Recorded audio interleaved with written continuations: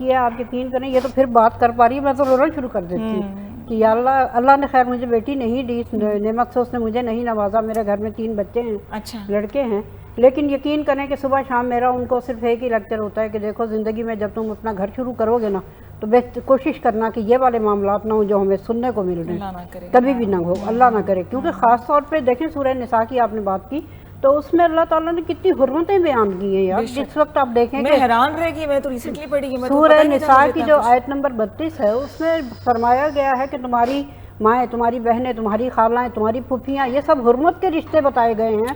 ان کے ساتھ یہ والے معاملات ہوتے ہیں جس وقت تو بندہ کہتا ہے یہ ہو گیا رہا ہے ہمارے معاشرے میں، یہ اسلام کا معاشرہ ہے. اللہ جانتا ہے کہ میں تو جس وقت بھی مجھے کہیں بھی بیٹھ کے بات کرنے کا موقع ملتا ہے خاص طور پہ درس کے حوالے سے تو میں ہمیشہ یہی کہتی ہوں کہ عورتوں سے زیادہ تو مردوں کو درس دینے کی ضرورت ہے. صحیح بات ہے، ویری رائٹ. ہاں کہ بھائی ان کی آپ تربیت لوگ کرنے کی سوچیں، ضرورت ہے. آپ لوگ دیکھیں قرآن کہتا ہے افلا یتدبرون افلا یتفکرون، کون فکر کرے گا، کون بات کرے گا اس پہ؟ کوئی تو بات کرے گا، کوئی تو اٹھے گا. کسی نے تو کہنا ہے